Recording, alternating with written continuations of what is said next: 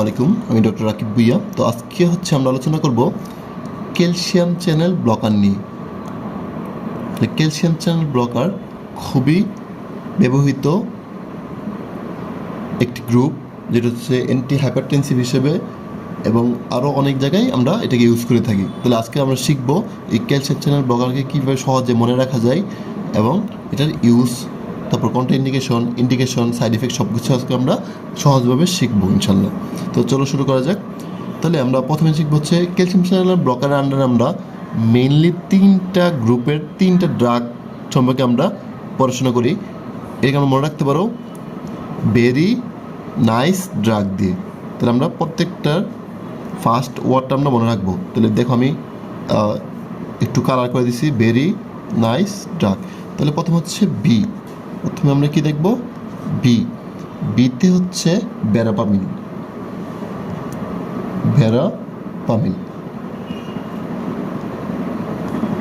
তারপরে এনতে হচ্ছে নিফেডিপিন। তারপর হচ্ছে ডিতে হচ্ছে ডিলটিয়াজিন।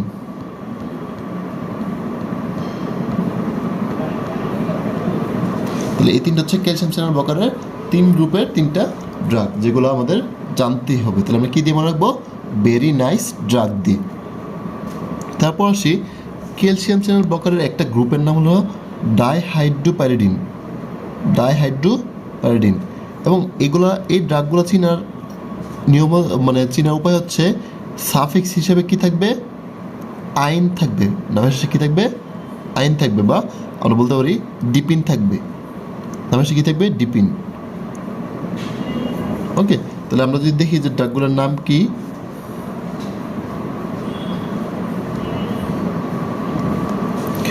Amlodipine, nifedipine, ফেলুডিপিন।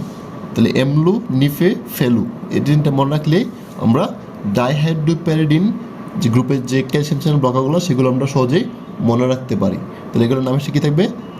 আইন থাকবে বা ডিপিন থাকবে। ওকে, ইন্ডিকেশন, যে ক্যালসিয়াম চ্যানেল ব্লকারের ইন্ডিকেশন যদি আমরা বলি যে ক্যালসিয়াম চ্যানেল ব্লকারগুলো আমরা কোথায় কোথায় ইউজ করি, তাহলে আমি এভাবে মনে রাখি। দেখো, ভেরি নাইস ড্রাগ আমরা পড়ে আসছি, তাই না? ক্যালসিয়াম চ্যানেল ব্লকার কি ভেরি নাইস ড্রাগ।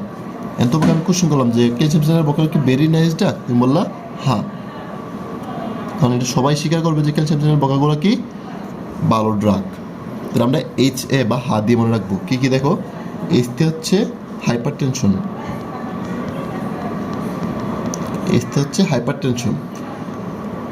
আরেকটা এইচ হচ্ছে হেমোরেজিক স্ট্রোক উইথ ভেন্ট্রিকুলার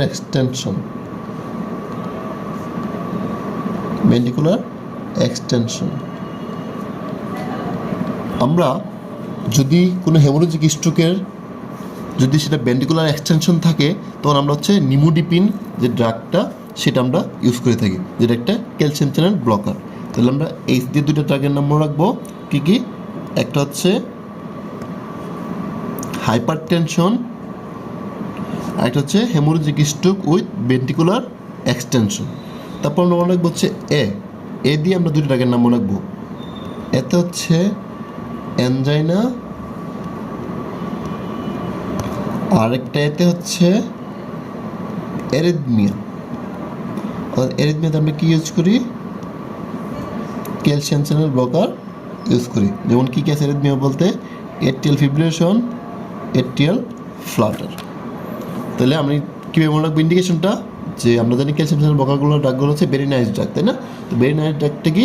হ্যাঁ, অবশ্যই তুমিও স্বীকার করবো, সবাই স্বীকার করবে। হ্যাঁ, তাহলে এইচতে হচ্ছে হাইপারটেনশন, এতে হচ্ছে haemorrhagic stroke with ventricular extension, আর এতে কি?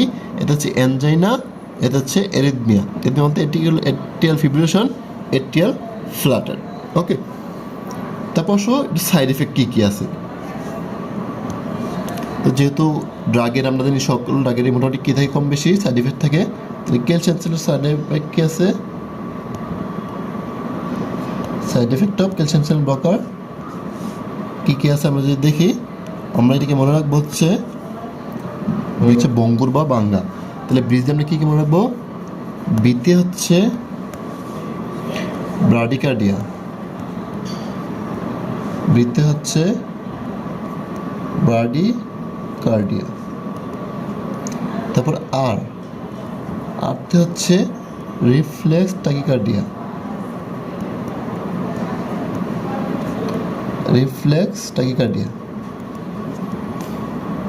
তারপর হচ্ছে ইতে হচ্ছে ইডিমা। এবং মনে রাখবা ক্যালসিয়াম চ্যানেল ব্লকারগুলো হচ্ছে অ্যাঙ্কেল ইডিমা করে, অর্থাৎ পেরিফেরাল ইডিমা করে, এটা আমাদের অবশ্যই মনে রাখতে হবে। তারপর হচ্ছে এতে হচ্ছে এবি বাল্ব ব্লক, অর্থাৎ অ্যাট্রোভেন্ট্রিকুলার ব্লক। তারপর হচ্ছে সিতে হচ্ছে কনস্টিপেশন। এই ক্যালসিয়াম চ্যানেল ব্লকারগুলোর অন্যতম একটা কনস্টিপেশন হচ্ছে কি, তারা কী করে কনস্টিপেশন করে, অন্যতম একটা সাইড ইফেক্ট হচ্ছে তারা কনস্টিপেশন করে। তারপর হচ্ছে এইচতে হচ্ছে কি হাইপোটেনশন, অর্থাৎ তুমি এটাকে হাইপার টেনশন হিসেবে ইউজ করলা, এটা কী করে ফেলবে, পেশেন্টকে অনেক সময় হাইপো করে ফেলে। তো এটা হচ্ছে তার সাইড ইফেক্ট। ওকে, তাহলে সাইড ইফেক্ট থেকে আমরা সবসময় কী করি, কোনটা ইন্ডিকেশনগুলো আমরা বুঝতে পারি। তাহলে দেখো, যেহেতু এরা কী করে ব্রাডিকার্ডিয়া করতেছে, তাহলে কী করতে পারবে না, এরা ব্রাডিকার্ডিয়ার পেশেন্ট দেখিয়ে ক্যালসিয়াম চ্যানেল ব্লকার দেওয়া যাবে না। তাহলে এটা একটা ইন্ডিকেশন। তারপর হচ্ছে এরা কী করতেছে, এরা হচ্ছে কনস্টিপেশন করতেছে, তাহলে কনস্টিপেশন পেশেন্ট কী করা যাবে না, এই ড্রাগটা দেওয়া যাবে না। আর আরেকটা কন্ট্রাইন্ডিকেশন হচ্ছে হার্ট ফেলিওর পেশেন্টদের ক্যালসিয়াম চ্যানেল ব্লকার দেওয়া যাবে না। তাহলে আমরা যদি কন্ট্রাইন্ডিকেশনগুলো দেখি,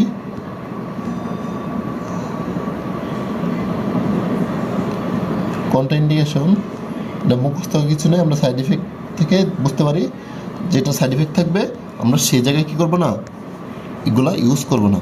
তাহলে কন্ট্রাইন্ডিকেশন কী আমরা বললাম, ব্রাডিকার্ডিয়া,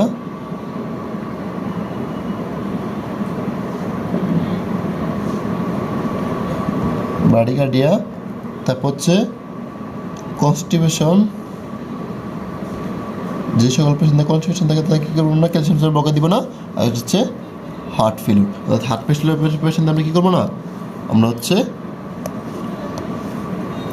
এই ড্রাগগুলো আমরা দিব না। তাহলে কন্ট্রাইন্ডিকেশন কী ব্রাডিকার্ডিয়া, কনস্টিপেশন, হার্ট ফেলিওর, এইসব ক্ষেত্রে আমরা কী করবো না, তাদেরকে ক্যালসিয়াম চ্যানেল ব্লকার দিব না। তাহলে আশা করি তোমাদের আজকের পর থেকে ক্যালসিয়াম চ্যানেল ব্লকার নিয়ে আর কোনো সমস্যা হবে না, তোমরা এটা খুব সহজে এটার সম্পর্কে বলতে পারবা। তো সবাইকে অনেক ধন্যবাদ আমার ভিডিওটি দেখার জন্য। আসসালামু আলাইকুম।